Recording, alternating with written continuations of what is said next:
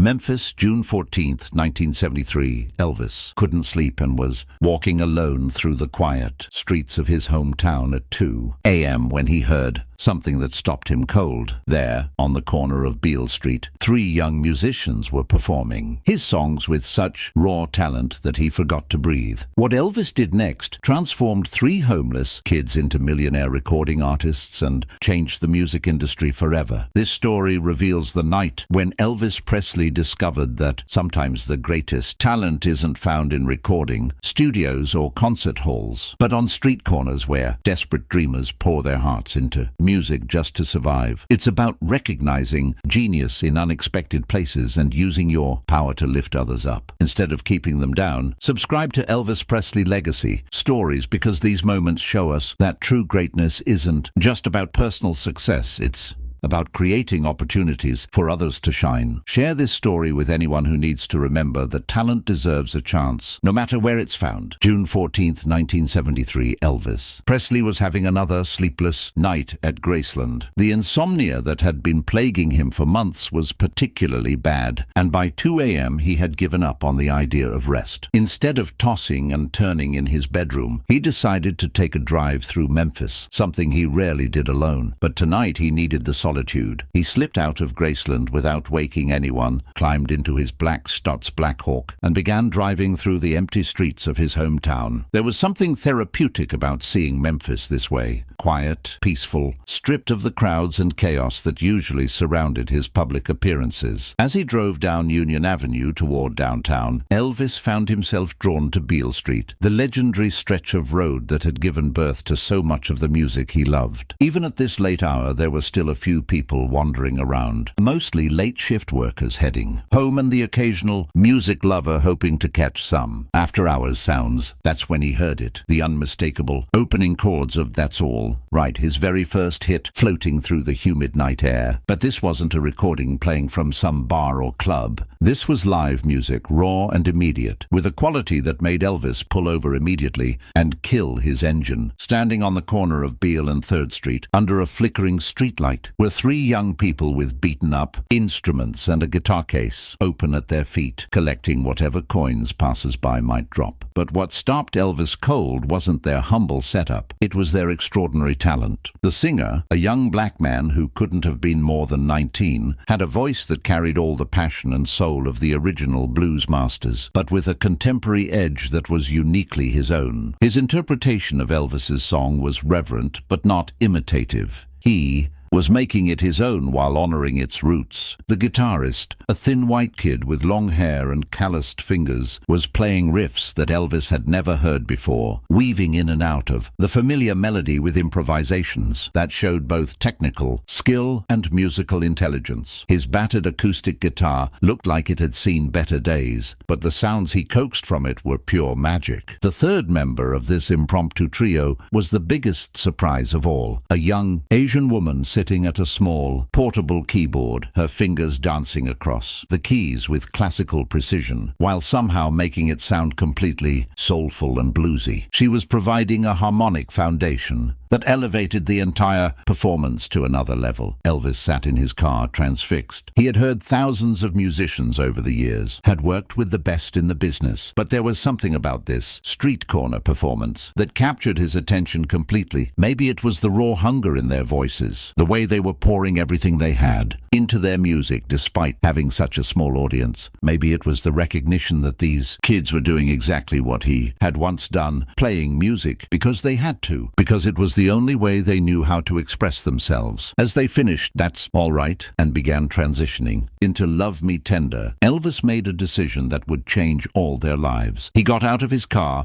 pulled his collar up and his hat down, and walked slowly toward the street corner, staying in the shadows where he could listen without being recognized. The young woman's voice joined the man's. For the harmony parts of Love Me Tender, and Elvis felt chills run down his spine. Their voices blended in a way that reminded him of some of the greatest duets he'd ever heard, but with an intimacy and vulnerability that could only come from people who had lived through real struggle. A few other late-night wanderers had stopped to listen, dropping coins and dollar bills into the guitar case. Elvis noticed that despite the quality of their performance, the case held maybe $15 total, barely enough for a meal, let alone anything resembling a living wage. As the song ended, Elvis stepped closer, close enough to hear the musicians talking among themselves during their brief break. "We should probably pack it up soon," the guitarist said, his voice carrying traces of fatigue. "Police sometimes come around after 2:30. 5 more minutes," the singer replied. "I want to try that new arrangement of Can't Help Falling in Love we worked out yesterday." "Marcus, we've been out here for 4 hours," the young woman said gently. "You need to get some sleep before your shift tomorrow." "Sarah's right," the guitarist agreed. "Besides, Tommy's amp is making that weird noise again. We don't want to push it." Elvis realized these weren't just street musicians passing time. These were serious artists working multiple jobs, trying to survive while pursuing their dream. The conversation revealed a level of dedication and professionalism that impressed him. They had names, they had day jobs, they were arranging songs and maintaining equipment despite obvious financial limitations. "One more song," Marcus insisted, and Elvis could hear the passion in his voice. "I can feel something special happening tonight. Maybe it's the warm air, maybe it's the way the sound is carrying, but I think we're really connecting with people." Sarah smiled and positioned her hands over the keyboard. "All right, but let's make it count. Can't Help Falling in Love," the way we rehearsed it, with Tommy's guitar intro. What happened next made Elvis forget completely about staying hidden. Tommy began playing a guitar arrangement of Can't Help Falling in Love that was unlike anything Elvis had ever heard. It started simple and acoustic, but as Marcus began singing, layers of complexity were added that transformed the familiar song into something entirely new while still maintaining its essential emotional impact. Sarah's keyboard work was subtle but crucial, adding textures that enhanced the mood without overwhelming the melody, and Marcus's vocal interpretation was nothing short of remarkable. He sang it like someone who understood heartbreak, who had lived through the kind of love the song described. Elvis found himself stepping out of the shadows, drawn by the music in a way he hadn't experienced in years. As he got closer, he could see the musicians more clearly. Marcus was tall and thin, with expressive eyes and hands that moved naturally with the rhythm. Tommy was smaller, intense, completely focused on his guitar work with the concentration of someone who had taught himself through years of dedicated practice. Sarah was perhaps 17 or 18, with the poise of someone trained in classical music, but the soul of someone who truly understood the blues. As the song reached its climax, Marcus opened his eyes and saw Elvis standing just a few feet away. For a moment, the young singer's voice wavered as recognition flickered across his face. Tommy and Sarah noticed Marcus's distraction and followed his gaze,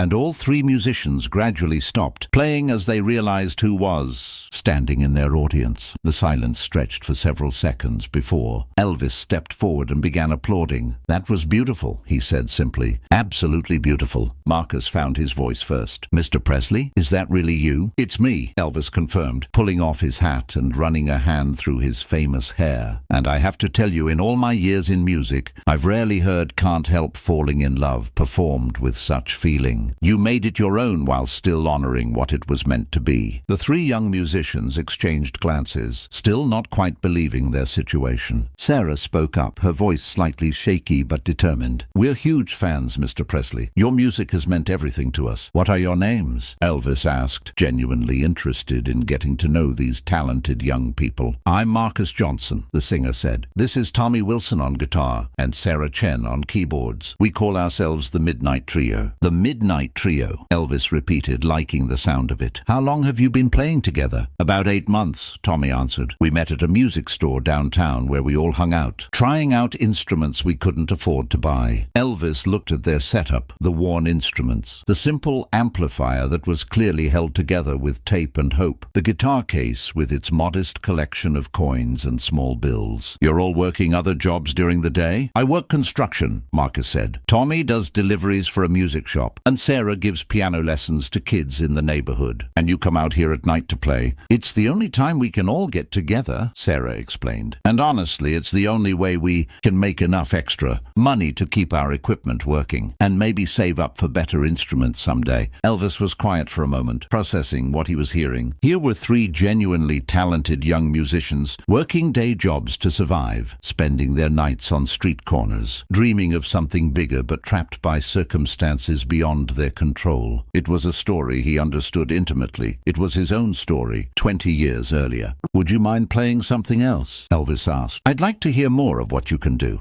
The trio looked at each other, then Marcus grinned. "What would you like to hear, Mr. Presley?" "Something original," Elvis said, settling down on a nearby bench. "I want to hear what the Midnight Trio sounds like when you're not playing Elvis Presley songs." What followed was a 15-minute musical education that opened Elvis's eyes to a level of talent and creativity he hadn't expected to find on a Memphis street corner. The trio performed 3 original compositions, each showcasing different aspects of their abilities and revealing the depth of their musical partnership. The first song, Midnight Train, was a blues rock number that told the story of working-class people chasing dreams while struggling to pay rent. Marcus's lyrics were intelligent and heartfelt. Tommy's guitar work was inventive and powerful, and Sarah's keyboard arrangements added sophistication without sacrificing soul. The second song, Sarah's Song, was a jazz-influenced ballad that showcased the young woman's classical training while highlighting her natural feel for improvisation. Her voice, when she took the lead, was clear and expressive, with a maturity that belied her age. The final song, Memphis Morning, was an up-tempo celebration of their city and their dreams, with all 3 musicians contributing vocals in harmonies that were tight, professional, and emotionally engaging. It was the kind of song that made you want to move, that captured the energy and optimism of young people who believed their hard work would eventually pay off. When they finished, Elvis was quiet for a long time. Finally, he stood up and walked over to their equipment. "That was extraordinary. Those aren't just good songs.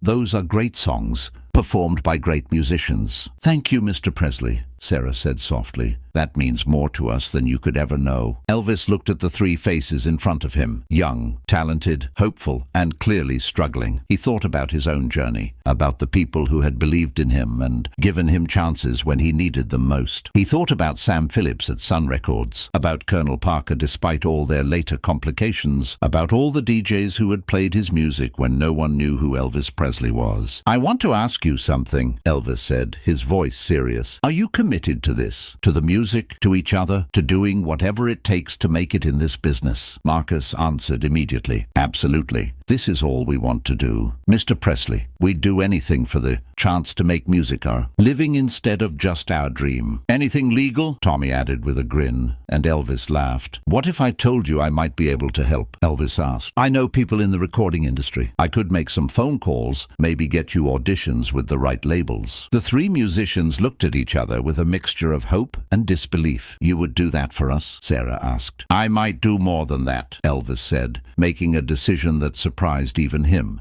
"How would you feel about coming to Graceland tomorrow night? I'd like some other people to hear you play, people who can make decisions about recording contracts and booking agents." The silence that followed was deafening. Finally, Marcus found his voice. "Are you serious?" "Dead serious," Elvis confirmed. "I've got friends coming over tomorrow night anyway, musicians, producers, people from RCA. Instead of just hanging around talking, maybe we could have ourselves a little audition. No pressure, no promises, just a chance for the right people to hear what you can do." What Elvis was proposing was unprecedented. He had never used his home, his connections, or his influence to launch someone else's career in such a direct way. But something about the Midnight Trio had touched him in a way that made traditional considerations seem irrelevant. "We'll be there," Tommy said, speaking for all of them. "What time should we come?" 8 o'clock tomorrow night, Elvis replied. "Bring your instruments, bring your best songs, and bring your courage. If these folks like what they hear, your street corner days might be over." As Elvis walked back to his car, he could hear the trio talking excitedly behind him, their voices carrying across the empty street. He turned back once and saw them looking at the money in their guitar case, probably trying to figure out how they were going to afford gas to get to Graceland and whether their equipment would survive the trip. On impulse, Elvis walked back over to them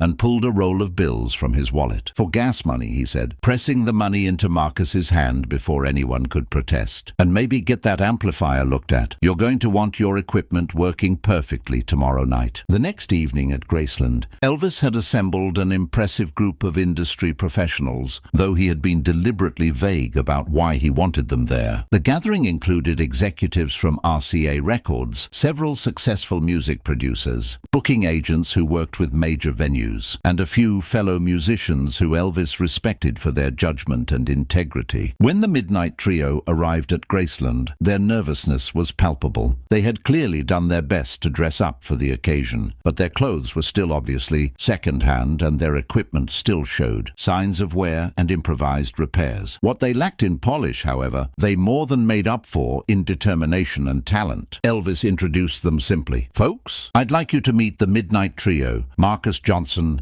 Tommy Wilson and Sarah Chen. I heard them playing on Beale Street last night, and I think you're going to be impressed." What followed was one of the most remarkable auditions in music history. Performing in Elvis's living room, with some of the most powerful people in the music industry as their audience, the Midnight Trio delivered a 45-minute set that left everyone in attendance speechless. They performed their original songs with the same passion and skill they had shown on the street corner, but the intimate setting of Graceland allowed their harmonies to be heard more clearly, their individual talents to be showcased more effectively, and their chemistry as a group to be fully appreciated. But the moment that sealed their fate came when they performed their version of "Can't Help Falling in Love." Elvis had requested it specifically, wanting his guests to hear what had originally caught his attention. Their interpretation was so moving, so respectful yet innovative, that several people in the room were visibly emotional by the time it ended. When the performance was over, the room erupted in applause. But more importantly, several of the industry professionals immediately began approaching the trio with business cards and expressions of serious interest. Jerry Wexler from Atlantic Records was the first to make a formal offer, proposing a recording contract that would allow the trio to maintain creative control while providing them with the resources and distribution they needed to reach a national audience. Other labels quickly followed suit, leading to a bidding war that culminated in a deal with RCA that included a substantial signing bonus, guaranteed album releases and tour support. Within 6 months, the Midnight Trio had released their debut album, Street Corner Dreams, which reached number 12 on the Billboard charts and established them as one of the most promising new acts in popular music. Their single Memphis Morning became a top 10 hit, and their unique blend of blues, rock, and soul attracted both critical acclaim and commercial success. But success didn't change their fundamental character or their gratitude to the man who had discovered them. Throughout their career, the Midnight Trio maintained a close relationship with Elvis, often performing at his birthday parties and private gatherings. They also established a scholarship fund for young street musicians, providing instruments and music lessons to talented kids who couldn't afford formal training. Marcus Johnson, in particular, became a successful songwriter in his own right, penning hits for other artists while continuing to perform with the trio. Tommy Wilson developed into one of the most sought-after session guitarists in Nashville, and Sarah Chen became a respected producer and arranger, working with artists across multiple genres. Their success story became legendary in Memphis and beyond, inspiring other established artists to pay attention to street musicians and unknown talent performing in unconventional venues. Several other careers were launched as a result of musicians being discovered by established stars who had heard the Midnight Trio's story and decided to keep their own eyes and ears open for hidden talent. Elvis, for his part, considered his discovery of the Midnight Trio to be one of the most satisfying accomplishments of his career. In interviews, he often spoke about the importance of established artists helping newcomers, and he made it a practice to attend local music venues and listen to unsigned acts whenever his schedule permitted. The story also had a profound impact on the music industry's approach to talent scouting. Record labels began paying more attention to street musicians and club performers, recognizing that extraordinary talent could be found in unexpected places if they were willing to look for it. When Elvis died in 1977, the Midnight Trio was among the performers at his memorial service. They sang "Can't Help Falling in Love" the same way they had performed it on that street corner in 1973, as a tribute to the man who had changed their lives by simply paying attention and caring enough to act on what he heard. Today, Marcus Johnson runs a music program for underprivileged youth in Memphis, teaching kids that talent can come from anywhere and that dreams are worth pursuing, no matter how impossible they might seem. Tommy Wilson continues to perform and record, and he regularly tells the story of the